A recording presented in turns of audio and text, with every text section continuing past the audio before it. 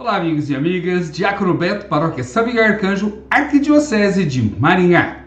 Estamos estudando o livro de Números. No encontro passado, olhando o capítulo 27 e complementando com o capítulo 36, nós vimos a questão das heranças das mulheres. Era costume que as mulheres tivessem herança, mas o povo de Deus passa a dar herança às mulheres, desde que elas tenham uma descendência. Alguém com capacidade jurídica, já que a mulher continua sem essa capacidade jurídica, poderá continuar na sua terra. E no finalzinho, você tem Josué, chefe da comunidade. Conforme Moisés vai se aproximando da sua morte, Josué vai ascendendo ao poder, até se tornar o líder da entrada no povo da terra. Se Moisés foi o líder da caminhada do povo pelo deserto, Josué é o líder da entrada do povo. E aí começa o capítulo 28 e 29, que vai retomar o tema das festas. E no capítulo 30, para encerrar a oitava parte, você tem algo diferente: os votos, que são muito parecidos com as promessas que nós fazemos hoje, mas com algumas particularidades que nós veremos hoje. Para iniciarmos nossos estudos, invoquemos a Trindade Santa, Pai e Filho e Espírito Santo. Amém. Esses três capítulos que nós veremos hoje, o 28, o 29 e o 30, encerra essa oitava parte. E o 28 e o 29 retomam um tema que nós já vimos no livro do Êxodo, no livro do Levítico e agora novamente no livro de Números, que são a questão das festas. Começa falando sobre os sacrifícios, no capítulo 28, depois os sacrifícios cotidianos, o dia de sábado muito especial, a festa dos pães ázimos, a festa das semanas, das aclamações, que é uma festa de guerra que só aparece aqui, o dia das expiações, a festa das tendas. Nós não vamos ficar nessa parte porque nós já explicamos e queremos detalhar algo importante. Elas são um momento importante do povo ressignificar a sua caminhada. Toda festa, ela traz uma memória. Ninguém faz uma festa por nada. Ou é algo antigo que você está comemorando, fazendo memória daquilo, ou é algo que você conquistou. E esse povo ele vai fazer festa para lembrar a presença de Deus na sua história. Então a Páscoa, a festa das tendas, dos pães ázimos, e para comemorar aquilo que eles conquistam. Hoje, um casal fazem uma festa para comemorar a data de aniversário de casamento. Às vezes essa festa é só em dois, mas comemoram, fazem memória de algum ou algo que aconteceu. Olha que bom, a gente conseguiu quitar aquela dívida, vamos comemorar. Terminada essa parte das festas, no capítulo 30 nós temos a questão dos votos. Naquele tempo, não se tinha a questão da promessa. Você não fazia uma promessa para Deus como nós temos hoje. Gente que vai em novena se vive de promessa. Até porque promessa não é um negócio muito legal. Os votos, lá no Antigo Testamento, era algo que você falava assim: Deus, independente do resultado, eu vou fazer tal coisa. E você fazia um voto. Então nós já vimos o nazireato, onde a pessoa se compromete com um voto durante um período a não cortar o cabelo, a não tocar no morto, não beber bebida fermentada.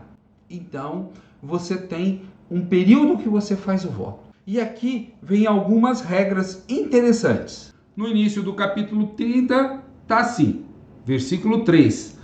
Se um homem fizer um voto a Yahvé e se obrigar por juramento a uma promessa formal, não violará a sua palavra. Tudo aquilo que sair da sua boca, executará. Então, um homem fez um voto, ele está obrigado. Você não pode anular um voto feito a Yahvé. Yahvé vai cobrar isso como um pecado. Não fez? Pecado. Quem está em pecado não consegue chegar perto de Deus, porque Deus é santo. Então nós temos que nos santificar, vocês lembram as leis do Levítico, para podermos nos aproximar de Deus. E continua, agora a questão de uma mulher. No versículo 4, se uma mulher fizer um voto a Yahvé e se obrigar a uma promessa formal, ainda que jovem, morando na casa de seu pai, e se este, conhecendo o seu voto ou promessa que ela fez, nada lhe disser, o seu voto, qualquer que seja, será válido.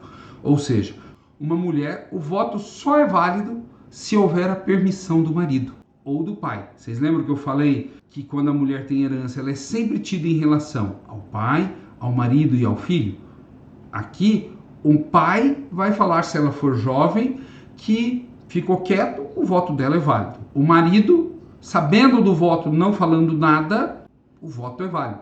E se ele souber, depois do prazo, que é de um dia, e ele rever aquilo lá, a culpa é dele e não mais dela. Então, tanto o marido quanto o pai podem negar. Você fez tal voto? Fiz. Não vai. Não vou deixar. Aí lá no versículo 10, você vai ter o voto de uma mulher viúva ou repudiada, e todas as promessas que fizer serão válidas para ela, já que ela não tem um marido ou alguém perto dela para falar assim, não pode. No versículo 11, se foi na casa do marido que fez um voto e se obrigou a uma promessa por juramento, e se o marido, sabendo do fato, nada lhe disser, o seu voto, qualquer que seja, será válido. Ou seja, a gente tem que o marido pode negar ou permitir o voto da mulher. E vai no versículo 14, todo voto e juramento que obriga a mulher pode ser confirmado ou anulado pelo seu marido. Então, o pai pode anular das jovens e o marido das casadas. As mulheres, gente, no povo de Deus, elas não têm essa personalidade jurídica, então elas não podem ter posse e nem a religião, a não ser que o marido as permita, se o pai permita. E continuando, no versículo 17, esses são os estatutos que Yahvé prescreveu a Moisés naquilo que se refere em relação entre um homem e a mulher e um pai e sua filha, que, ainda jovem, mora na casa do pai. Voto somente com a aprovação do pai, quando jovem, ou do marido, quando casado. Aí nós colocamos no nosso título as promessas de hoje. O que são as promessas de hoje? São chantagem com Deus. Aqueles votos, você não falava assim, se eu ganhar na loteria, eu vou dar 10%. Hoje a gente faz promessa no condicional. A promessa sempre é, se eu melhorar de saúde, eu vou fazer o caminho lá de Aparecida do Norte de joelho. Então, você põe uma condicional. Mas se eu não melhorar, eu estou dispensado do voto. Estou dispensada do voto. Então, promessa, gente, é algo que a gente tem que tomar cuidado, porque a gente sempre está fazendo uma chantagem. Deus, se você quer que eu faça alguma coisa, você me dá isso daqui. É melhorar de saúde, é ganhar na loteria, é resolver um problema. E o voto não. O voto, pelo que a gente sabe, era um período do qual você iria fazer alguma coisa. Então, é diferente, não tem um condicional, um se. Por isso, gente, evite fazer promessas. Promessas são chantagens com Deus. E a gente não pode chantagear Deus nunca. Se você fizer um voto, Deus, durante um ano eu não vou faltar na missa de jeito nenhum. Isso não é uma promessa, é um voto. Você não tem uma condicional. Tá? É um voto, é diferente. Então, precisamos entender bem isso daí. Já naquele tempo, muitos chantageavam as suas divindades querendo coisas. Inclusive, as próprias ofertas, às vezes eram isso. Se eu ganhar muito bem, eu vou dar uma oferta maior. Às vezes ganhou tão bem que aquela oferta, o tanto que ele deu, é menos do que ele daria se não tivesse ganho. Então, é importante pensarmos nisso. E sempre buscarmos nas nossas atitudes o crescimento de comunhão com Deus. E nunca chantagear. Até porque, né, gente? Se você na sua vida for chantageado, você se sente mal, não é? Isso não leva a um entrosamento melhor com Deus. Não nos faz mais santos ou santas. Por isso, faça propósitos bons da sua vida e peça a graça de Deus para cada vez mais se aproximar deles.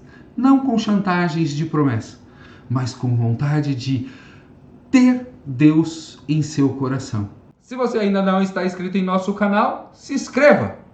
Paz e bem a todos.